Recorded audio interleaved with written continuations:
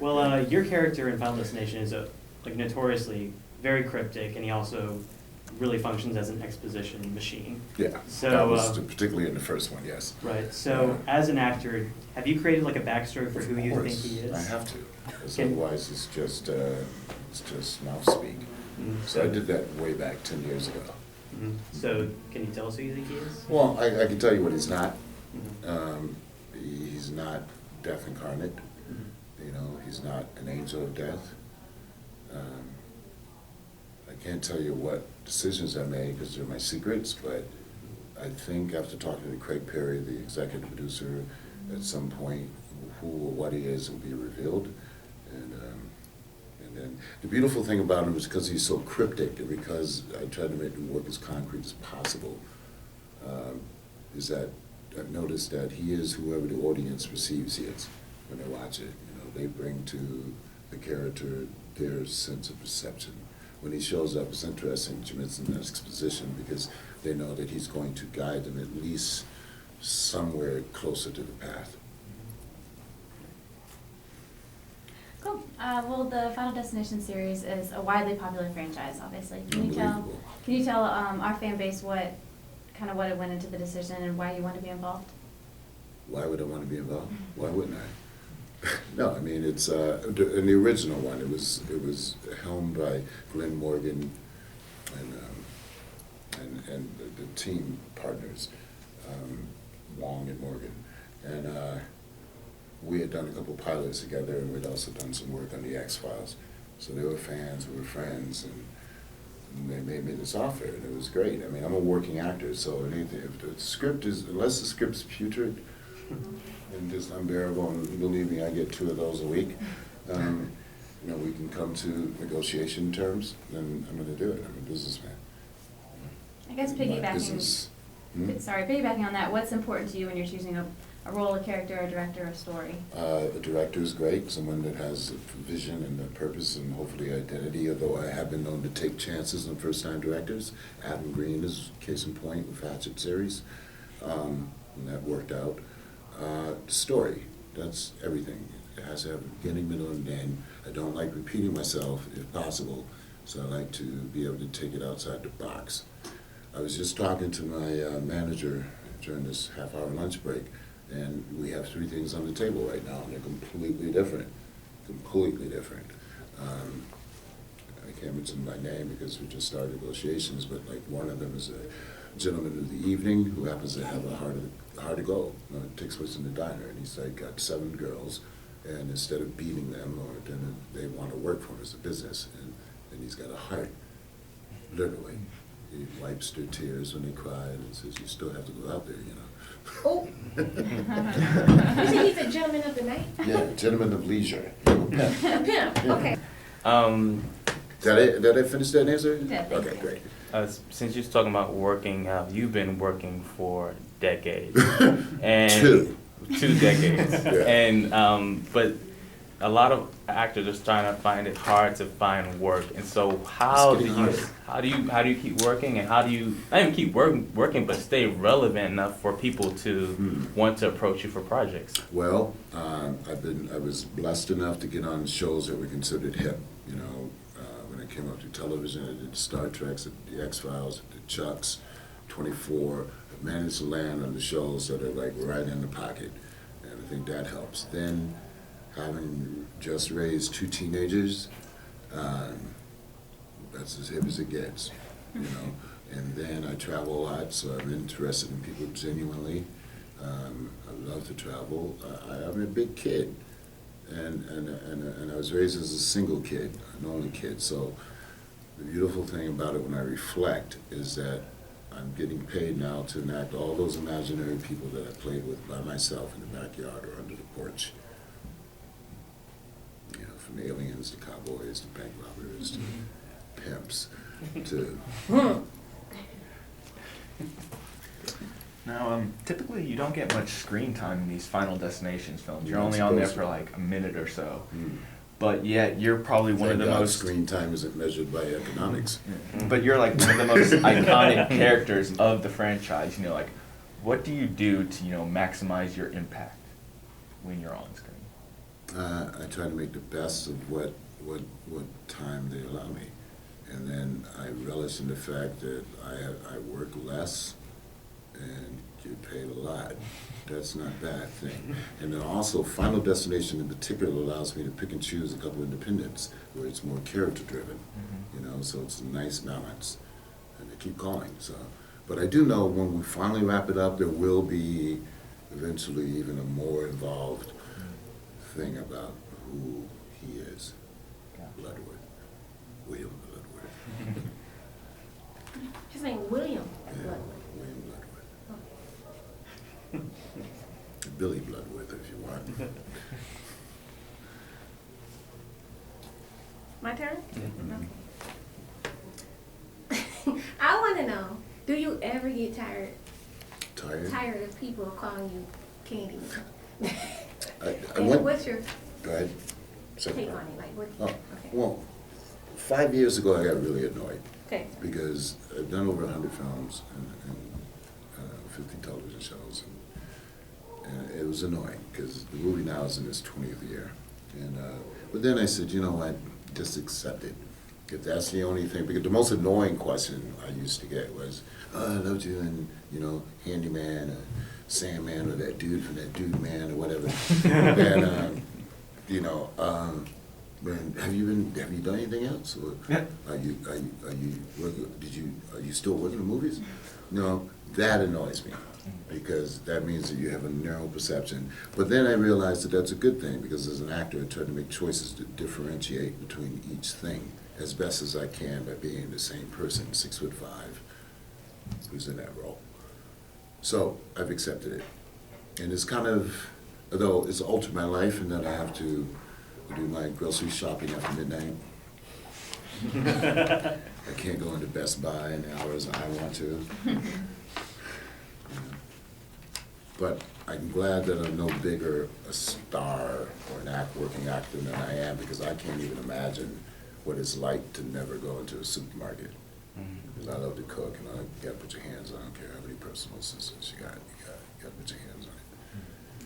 Okay, one more question for you. I never seen you, don't get mad at me, but I never seen you in a comedy role. Do you like doing that? Or do you have any projects coming up with you smiling? Yeah, well, I got this film called Changing the Game. Oh, I'm sorry. I do have that film too, but it's not a comedy. Well, no, I don't. There's humor. I do a lot of theater, so like I've originated 2 August Wilson plays, and they're filled with, I mean, they're great dramas, but they're filled with great moments of mirth and humor. So I'm blessed there.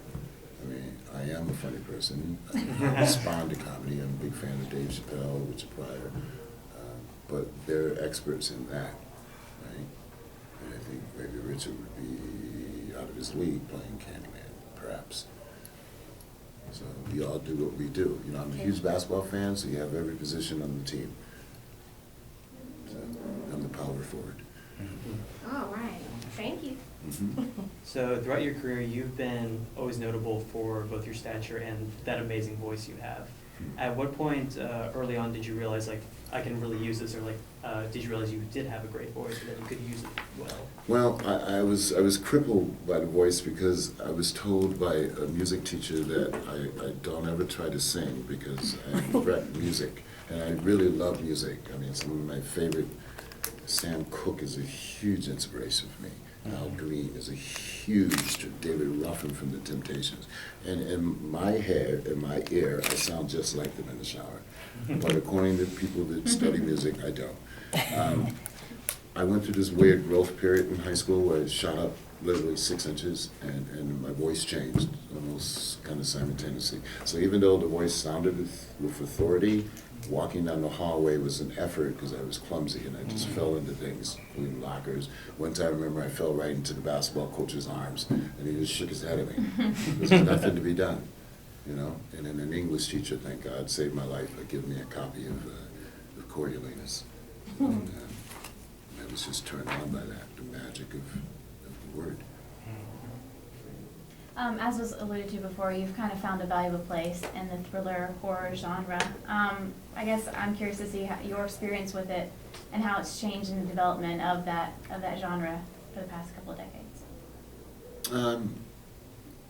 Well, it's weird because Hollywood looks at horror in a two-faced method. There are some people that don't really think much of it. They think it would never, any film is a horror film would ever be nominated. You know, and they forget about The Exorcist, but it's okay. Silence of the Lambs. Silence of the Lambs, okay. You know, I mean, it's this weird love-hate thing because traditionally, if you look back at the horror films of the 30s, those are Universal, the Frankensteins, the Draculas, the Wolfmans, they saved Hollywood from total financial collapse. I'm not a big fan of remakes because there's too many creative ideas that are buried within every good writer's head to be able to come up with something, and should be challenged to come up with something new and refreshing. And I'm also glad that the torture porn period is over. I wasn't a fan of that. I remember watching part of Hostel with my daughter, and neither one of us were amused because we like to travel, and it's just not like that. And nor should you foment fear among different cultures. That's not cool either. So I think it'll find its way. It has to find its way. And you have a long career as an actor, obviously. Our fan base, or our festival is geared towards students and student Okay. filmmakers. Right. Do you have any advice for future filmmakers, whether it's on the acting side, the producing side, filmmaking in general? I think that every student has to be bold enough to reach out to whatever they want. One of the most rewarding things I did in the last 2 years is somebody reached out to me from AFI, American Film Institute, and said, I don't know if you'd be interested, but could you join us for a week? And the script was great. It was called Doc Wilder, about life on LA Beach. And I did it. And it was his graduating thesis film, and 20 Minutes won a bunch of awards, so it paid off, and now he's in a position to be a young filmmaker. So if you're going to school to study hard. This is your time to do that laboratory, to do that trial and error thing, to try to fail. Believe in yourself. If you can't stand rejection, get out the gate. If you can't handle that, stay out the kitchen, because it's tough. I get rejections every week, but I've learned how to let it, you know what, if it's not meant for me, move on. So just keep your faith, listen, go to every concert you can, listen to music, talk to people, find out your differences, watch movies, watch movies, watch movies. Just going back to your theater career, I know you starred in a couple of August Wilson plays, and I'm a fan of August Wilson and He's the Kenny, man. and Who? Kenny Leon. Oh, you know Kenny, that's right, he's from here, right? Yeah. His film started Dreams. They had chronicled the August Wilson monologue competition, which is just phenomenal to see these young kids Going for it. really going for Well, it. he's writing some of the best monologues in drama. In theater. Yeah. But just on that thought, like, what do you think about the state of black theater? Because right now, it just seems like it's kind of just holding on. It's only a handful of people that is like getting their plays really made. The problem right now is that not enough young playwrights are being encouraged to enter into an industry where it seems like your financial reward isn't as good as in other areas. But that will change because the way the world is going, great drama comes from great world conflict. Mm-hmm. And there's enough ammunition out there now. Just look at the Somali refugees, for example. You know, and the fact that people have to march hundreds of miles to get to safety so that a mother can feed her children. Look at what's happening here in America. So just find your way. I mean, August Wilson was creative enough to do that 10-play cycle of the life he knew, which was life in Pittsburgh. You know, I originated King Hedley II. Did not make it to Broadway just because they needed a star, but I originated that for 2 years, and it was one of the best times of my life. And in Fences, most recently. You originated Fences? No, James Earl Jones Jones, originated okay. Fences. I was honored to step into the shadows, and it was it took me 2 months to shape that role. Mm. It was about Negro Baseball League, Mm. and how a man dealing with his son and family. Mm. But it was awesome. Yeah. So those are the moments. You know, Final Destination did not move me in that way. I got over it. As a matter of fact, I left it as soon as I left the set. But it's valuable in its own way because instead of me doing the work, it allows the audience to do their own work when they watch it. You know, in terms of what scares them or what we talked about, which one's the most.